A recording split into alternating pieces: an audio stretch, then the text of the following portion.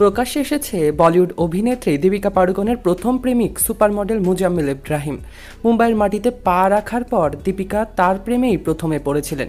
প্রিয় মানুষকে প্রেমের প্রস্তাবও দিয়েছিলেন তিনি।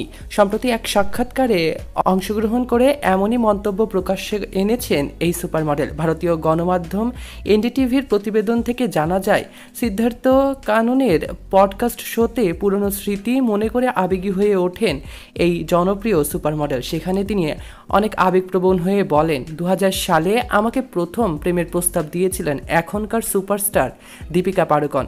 আমরা 2 বছর প্রেমের সম্পর্কেও ছিলাম সে সময়টাতে।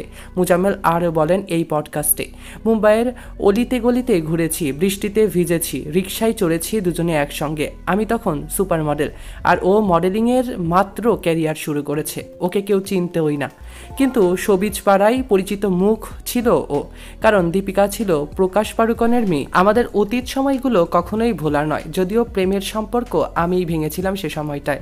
এই সুপার মডেল আরও বলেন, এখন ক্যারিয়ারের দিকে তাকালে আমার চেয়ে দীপিকা অনেক গুণ বেশি এগিয়ে। ওর সাফল্য টিভিতে দেখতে ভালোই লাগে, কিন্তু সম্পর্ক না থাকলেও আমাদের মধ্যে যোগাযোগটা ছিল অনেক দিন। কিন্তু রণবীর সিংকে বিয়ের পর থেকে আমাদের মধ্যে যোগাযোগ একেবারেই ছিন্ন হয়ে পড়েছে। ব্যক্তিগত জীবনে প্রথম প্রেমিক মুজাম্মিলের সঙ্গে সম্পর্ক ভাঙার পর বলিউড অনেকের সেলিব্রিটির সঙ্গেই প্রেমের সম্পর্কে জড়িয়েছিলেন দীপিকা পাড়ুকোন। মহেন্দ্র সিং ধোনি, যুবরাজ সিং, রণবীর কাপুর, সিদ্ধার্থ মাল্হোর মতো একাধিক সেলিব্রিটিদের সঙ্গে প্রেমের সম্পর্কে জড়ালেও কোনো সম্পর্কই টিকাতে পারেননি এই অভিনেত্রী। এরপর জীবনে আসে বলিউড অভিনেতা রণবীর সিং। জীবনে চলার পথ সঠিক মানুষ মিলে যাওয়ায় তার সঙ্গেই সাত পাকে বাধা পড়েন। সৈকত আহমেদ নূর, সেলিব্রিটি লাইফ।